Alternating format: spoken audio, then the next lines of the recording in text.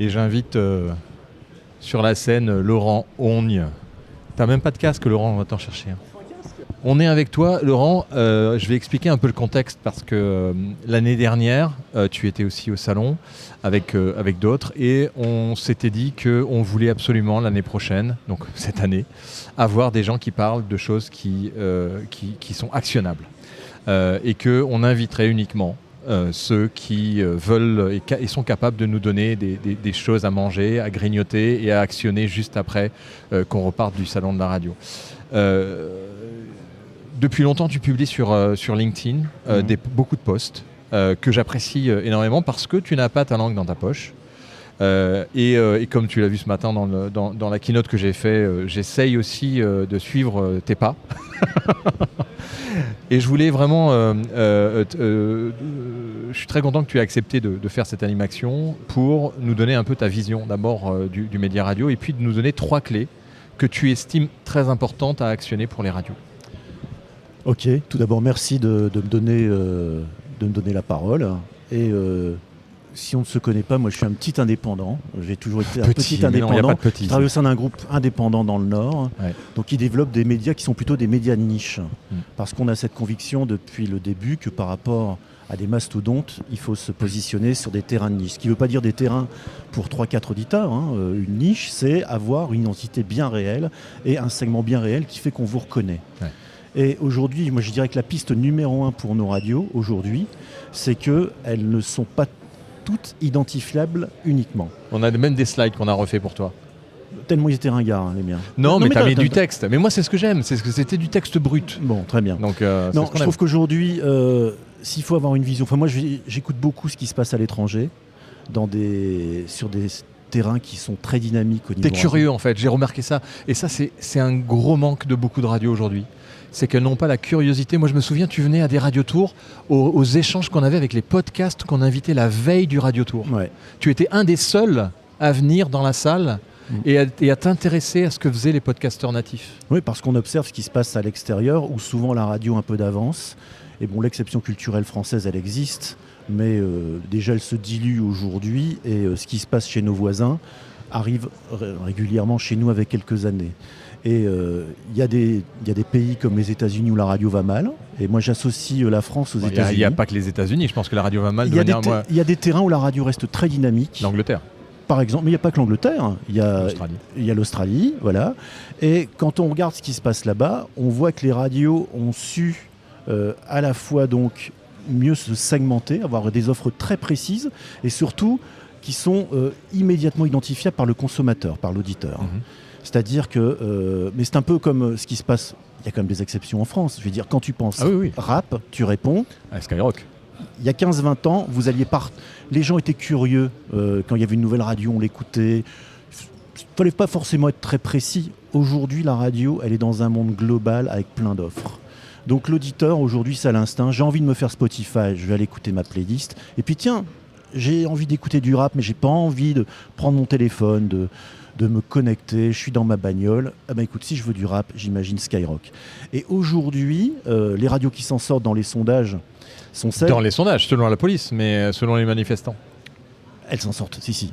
On te parle quand même... Est-ce que les jeunes écoutent Skyrock ? Moi, je me pose la question. Enfin, j'ai des gamins qui ont 18, 16, 12. Non, mais les jeunes écoutent moins Skyrock, mais savent quand même que Skyrock est une radio de rap et consomment Skyrock.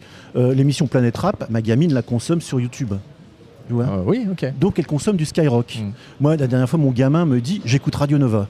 Je lui dis « Ah, t'écoutes Radio Nova ?» Il fait « Non, papa, je te rassure tout de suite, je n'écoute pas la radio, mais j'écoute Meurice. » Voilà, parce qu'il est dans sa période... Oui. Mais voilà, les deux offres, qu'est-ce qu'elles sont ? Elles sont bien nichées, qu'on aime ou qu'on n'aime pas. Singulières. Voilà. Mais moi, je dis toujours, définis-moi ta radio en 3 mots. Je veux dire, Skyrock, c'est rap et R&B. Nostalgie, c'est les années 80. Ça, c'était Franck Lanoux qui était un spécialiste de ça quand il a relancé RMC. RMC Talk Info Sport. Info Talk Sport. Et il a dit, c'est simple, définissez bien ce qu'est votre radio. 3 mots. C'est quoi ? Voilà. Si tu commences à dire, ma radio, c'est un espèce d'assemblage généraliste pour la famille, il y a trop de mots, c'est déjà fini. Tu n'es plus, voilà. Et quand tu regardes le paysage anglais, qui est quand même pour moi un paysage qui reste très dynamique, que ce soit les radios de service public ou les radios privées. Moi, j'étais à Londres il y a 15 jours, j'étais avec mon petit poste DAB où j'ai passé ma soirée dans la chambre d'hôtel. Je suis désolé, mais toutes ces radios, elles sont hyper formatées, mais pas nichées. C'est-à-dire elles sont dans un univers précis. Et puis après, elles se déclinent. C'est là où, dans des niches, c'est-à-dire que par exemple, tu as BBC One et tu as One X, One Extra. Tu as Smooth 80s ou 90s pour Smooth Radio. Tout ça en DAB et en digital. Des radios qui ne sont pas simplement comme nous, on fait des web radios où on met un ordinateur dans un coin, ce sont des web radios, sont des radios digitales qui sont éditorialisées. C'est-à-dire que de plus en plus, ces radios, vous avez une grosse niche et en plus et après des sous-niches. Et ces sous-niches, finalement, demain, elles peuvent très bien avoir une audience comparable à la niche, à la radio premium. Ce qui est le cas par exemple de Kiss Story à Londres, qui fait pratiquement l'audience de Kiss, qui est sa maison mère. Et je pense que ce sont des radios qui sont repérables immédiatement avec une offre très précise. Et après, elles sont éditorialisées, c'est-à-dire qu'elles sont humanisées. Allez, fini les blabla. Je vais te laisser, parce qu'au final, c'est quand même tes 3 idées qui doivent ressortir. Donc on va... pourquoi on est aux 3 là ? Ah non, c'est 3 leviers, voilà. 3 leviers qui ne demandent ni refonte lourde, ni investissement technologique massif, mais un réalignement éditorial et humain. Et le premier... Avoir une identité de plus en plus marquée, c'est ce qu'on était en train de se dire, assumer et retrouver le goût du risque. Alors, mais ça veut dire quoi le goût du risque ? Parce qu'on en parle sans arrêt, mais c'est bien beau de dire prenez de risques. Alors, moi, je suis tu fais comment pour prendre des risques ? Moi, je suis pour les études. C'est-à-dire que c'est vrai que là, on doit avoir des études pour avoir les repères. Parce qu'on dit toujours les gens veulent de la nouveauté, les nouveautés. Mais quand tu mets des trucs, quand tu alignes après une playlist où il n'y a pas de repères, les gens, au bout d'un quart d'heure, 20 minutes en ont marre, ils ont quand même besoin d'être rassurés. Okay. Mais à côté... C'est ce qu'on faisait dans le temps. Je dirais qu'aujourd'hui, il faut peut-être refaire la radio de papa. Dans les années 80, quand j'en parlais avec Yann, qui est là-bas, avec qui on avait fait l'aventure Contact, quand on l'a changé en radio de dance music, quand il y avait un DJ qui arrivait et qui disait « Moi, dans ma boîte, tout le monde remue là-dessus ». On ne se posait pas de questions. On faisait confiance. Ça avait un son qui correspondait à la radio. Et puis, il suffisait de bien l'entourer par 1 ou 2 trucs rassurants. Mais les gens nous écoutaient parce qu'il y avait une innovation et des choix qui était fait, mais libre. Les animateurs, on les cantonnait pas dans 3 cages à dire tu vas me donner un slogan. Allez, alors qui bloque ? J'ai encore entendu ce matin, alors la grande innovation du jour, j'entends une radio nationale qui vient de changer de slogan, qui vient de nous sortir 30 minutes de 8 sans interruption. Des noms. Putain, tu te dis mais c'est pas possible qu'on en est là. Après, il faut pas s'étonner que les sondages de vague en vague sont en train de s'écrouler. Je veux dire, ça n'apporte plus rien. Les gens veulent quelque chose de naturel. Ouais. Sinon, on met de l'IA, mais à l'intelligence artificielle, on y met de l'intelligence humaine. Donc, moi, je dirais qu'il faut libérer les énergies. Faites confiance aux animateurs. Mettez des animateurs qui correspondent à votre format. Même s'ils se trompent. Parce qu'en fait, on n'a pas le droit de se tromper. Si aujourd'hui, tu fais rien, on va dans le mur. Ouais. Si tu fais, tu as une chance d'aller dans le mur, mais tu as aussi une chance de t'en sortir. Mais mieux, tu vas dans le mur. Au moins, tu auras le mérite d'essayer et tu auras eu le mérite peut-être aussi de remotiver tes troupes qui aujourd'hui, parce que se faire de la radio à parler dans une cage de 20 secondes pour dire 2 fois le slogan, c'était un truc qui était très bien dans les années 90, quand on devait un peu, je dirais, rationaliser le truc. C'était un peu le foutoir, nos radios. Ouais. Mais là, on est allé dans un excès. Et pendant ce temps-là, la liberté, elle s'est créée sur le digital. Ouais. Et les jeunes de ce coup-là n'ont plus de liberté et de découverte sur les radios et donc sont partis sur le digital, c'est tout. Et puis on peut plus tout dire non plus en radio, alors qu'en digital on peut encore peut-être pas tout dire, mais dire plus. On n'ose plus tout dire. Alors je dis, il faut pas exagérer. Oui, il y a une censure. Il y a une censure, mais c'est passive. C'est une censure, mais aujourd'hui, il faut faire confiance aux jeunes. Je veux dire, on ne fait plus confiance aux jeunes. Faisons confiance aux jeunes. Deuxième, prolonger l'ADN plutôt que la diluer. Ça, c'est ce que je disais au niveau de nos web radios. Et je disais qu'aujourd'hui, si on veut reconquérir les jeunes, on a linéaire, on a le délinéaire. Le délinéaire, pour les plus petites radios, je pense que c'est très bien de faire, d'ailleurs commercialement ça peut ramener un peu d'argent, de dire on va faire le portrait du chef d'entreprise du coin. Mais c'est pas ça qui fera de l'audience en ACPM. Quand on voit les podcasts qui marchent, ce sont des personnalités. Moi je pense que demain, je pense notamment à nos amis des radios indépendantes, il faut se mettre parfois à travailler ensemble, soit par affinité déjà humaine ou par affinité de format, pour produire des choses un peu plus ambitieuses et se partager les coûts de réalisation. Mais il est important que demain, on apprenne, quand on est petit, à travailler ensemble pour faire comme les plus gros, pour pouvoir apparaître. Aujourd'hui, dans les classements, je vois très peu de radios indépendantes qui figurent dans le top 50 ACPM, même pratiquement pas, et je vois que de grosses marques ou des marques segmentées, où la prière du matin sur RCF fait de l'audience, mais elle est segmentée et elle correspond à un besoin. Les indépendants, on n'a pas les moyens, mais peut-être qu'ensemble, En s'y mettant, on peut se dire, voilà, comme on peut demain peut-être financer et revenir à la syndication, un programme à morning le matin. Ça, c'est un truc qui n'a jamais vraiment beaucoup fonctionné, la syndication en France. Alors qu'aux États-Unis... Ouais, mais aujourd'hui, il faut bouger. Et aujourd'hui, on a beau... c'est peut-être le moment. C'est peut-être le moment, en y rajoutant notre touche locale, mais peut-être qu'on peut se prendre quelqu'un qui est un peu connu, qui incarne, ou qui est une personne que l'on fait découvrir ensemble et on y met le budget pour la découverte et puis on partage la diffusion sur 4 ou 5 radios. C'est une piste qu'on peut explorer. En lui laissant la liberté, parce que moi, ce qui ressort beaucoup de tous les entretiens que j'ai pu faire avec d'anciennes personnalités de radio qui sont parties dans le podcast, c'est la perte de liberté qu'ils ont à avoir un directeur des programmes qui va les diriger, qui va leur dire « Ah non, tu fais pas ça, tu fais pas ça ». En fait, le problème, c'est la hiérarchie. Voilà, ça c'est un véritable problème, c'est que comme disait quelqu'un... Ce sont des gestionnaires. La radio est faite par les comptables. Non, la radio elle est faite par des gens de radio et les comptables sont là pour gérer le budget. Et je pense qu'aujourd'hui, les responsables des programmes, s'ils ont ce poste, c'est parce qu'ils ont une certaine maturité et qu'on ne laissera pas faire n'importe quoi. Mais aujourd'hui, on doit ouvrir les vannes de la liberté et dire « Ah, maintenant, on ne peut plus rien dire en France ». Ok, on peut dire moins qu'avant, mais on peut quand même encore dire. Ouvrons les vannes de la liberté. Ça, c'est essentiel. Troisième et dernier. Transformer l'audience en communauté d'auditeurs. Voilà. C'est que l'audience, c'est bien de dire j'ai 50 000 personnes qui m'écoutent au quart d'heure moyen, mais c'est quelle audience ? Oui, et puis tu les rassembles comment ? Et tu les fédères comment ? Et tu les embarques comment ? Comme le font les acteurs du digital. Les startups sont très bons pour créer des funnels. Moi, j'en parlais tout à l'heure, avec des entonnoirs où on rentre dans un système et après on est engagé dans d'autres aventures avec la marque pour laquelle on s'est inscrite. Tu sais, moi, la radio, elle est toute petite. Mélodie, c'est du DAB, c'est vraiment très compliqué. Mais on fait beaucoup de réseaux sociaux. On est très présent. Moi, j'ai insisté dans notre petite équipe pour qu'on ait une personne full. Donc, on reçoit des vieux artistes, puisque c'est la thématique vintage.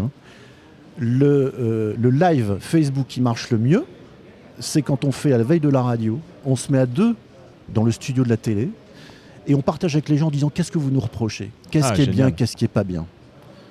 Alors, la première fois, je me suis dit on va se faire allumer parce que on parlait de Radio Actu tout à l'heure. Radio Actu. Tu te fais allumer, tu te fais défoncer, pourtant tu fais un truc qui est pas mal, mais c'est pas grave, on t'allume par principe. Ouais. Voilà, ces gens-là, c'est 1 plus 1 égale 3. Mais si tu te mets à discuter, on s'est finalement pas fait allumer, on a fait une super audience, et je dirais que les gens sont vachement participent à ta communauté. Ouais. Les gens sont... on ose leur dire mais vous passez pas assez de Johnny, on a des questions parfois bateau et on a des réflexions intelligentes. Alors on se prend non il y a trop de pubs, votre truc c'est imbuvable. Ça nous fait réfléchir, ça nous permet de réfléchir après au marketing d'antenne, etc. Ça c'est interagir avec sa communauté. C'est-à-dire que ton auditeur il est partie prenante de ta radio. Je pense que c'est des petits trucs comme ça qui font que quand tu les mets bout à bout, tu peux résister à l'offensive du numérique. Parce que les auditeurs, on les a quand même envoyés se balader sur Facebook, on les a envoyés se balader sur Twitter, on leur a dit allez-y, et puis on n'a aucune data de ces gens-là, et en plus ils nous écoutent, on est content, mais derrière, on est incapable alors on peut les réunir dans des super concerts. À la fin du concert, on demande vous étiez là pour quelle radio, et ils répondent qu'ils savent même pas. Ça, j'ai eu l'expérience, je t'avais raconté ça. Oui, je sais bien, c'est pour ça que je dis ça. Incroyable. En fait, qu'est-ce qui est actionné aujourd'hui, actionnable pour les radios, pour qu'elles puissent s'engager dans cet univers du digital qui est un univers spécial, qui demande un travail, une préparation et un engagement sous forme de funnel et qui est aujourd'hui accessible à tous parce qu'on a des outils qui nous permettent de pouvoir facilement engager et se préparer. Mais il n'y a pas cette réflexion-là, il n'y a pas ce recul-là. Avant la méthode, il y a un seul mot, c'est l'envie. Je pense qu'on n'a plus envie. De moins en moins envie. Voilà, il faut avoir envie. Je pense qu'aujourd'hui on en est là. C'est pas désespéré, parce que non. Sinon on serait pas là. En fait, on serait pas là. L'alarme est faite pour justement se réveiller et faire en sorte que. Mais aujourd'hui, c'est de toute manière, on a vécu en 80. En 81, il faut se souvenir que il y avait 3 grosses radios et puis les jeunes sont arrivés avec ce vent de liberté et que en 2025, il y a plein de vieilles radios qui étaient jeunes à l'époque. Et puis les jeunes sont allés sur un vent de liberté qui est sur Twitch, sur d'autres autoroutes. Maintenant, néanmoins, les 3 radios qui étaient là dans les années 80, elles sont toujours là aujourd'hui. Mais elles ont réussi une putain de mutation. Voilà. Elles se sont mis d'ailleurs, parfois, en cause. On pense à Franck Lanoux. Ouais. En 81, c'était Foucault et Léon. En 2000. En 2000, c'était Bourdin et les Grandes Gueules. Voilà. Mais RMC... Avec des risques, là, une prise de risque, ou son concept, et il sera là demain, Franck Lanoux, pour clôturer. Il n'avait pas le choix, Philippe. Il était une radio qui était morte vivante, RMC. C'était 1.5. Et ouais, il a quand même osé. Alors c'était peut-être plus facile. Il avoue que c'était un... Il a eu Alain Veil, oui, qui est quand même un mec qui lui a dit on prend un risque. Il est allé voir aux États-Unis, il a réfléchi, et puis voilà, on va pas refaire l'histoire de RMC. Il sera là demain. Mais il a risqué, il a osé, et il a géré son produit tout en restant un homme de fric. Alain Veil, c'est quand même un homme de fric. Voilà. Mais il a bien réussi. Ouais, aujourd'hui, on se dit non, mais moi, de toute façon, voilà, ce qui compte, c'est maintenir mes parts de marché et je vais essayer de grossir artificiellement en rachetant des fréquences et d'autres radios. Bon, je suis pas sûr que ce soit le pari à long terme, le pari gagnant. Il y a Fred Brulatour qui n'a même pas un casque et qui nous dit d'arrêter. Ah, on va arrêter. Il va certainement faire un article ce soir sur la lettre Point Pro en disant ils ont parlé trop, ces gens-là. Voilà. Merci beaucoup. Mais en tout cas, c'est pas Laurent. Désespéré. Hein. C'est pas désespéré. Il faut continuer. Hein. Suivez Laurent Ogne sur LinkedIn, ses posts. Voilà. Abonnez-vous à ses posts. On essaie d'en publier sur la lettre Pro en carte blanche, ceux qu'on trouve les plus croustillants. Et ramenez vos jeunes l'année prochaine. Il faut qu'il y ait un peu plus de jeunes ici. Hein. À part les dégarnis et les cheveux gris, il n'y en a pas beaucoup. Hein. Qui font de la radio, non. Voilà. Ah, il y en a quand même devant, les jeunes. Oui, il y en a. Ah, y en a. Merci beaucoup, Laurent. On l'applaudit très fort. Laurent Ogne du groupe Secom Mélodie.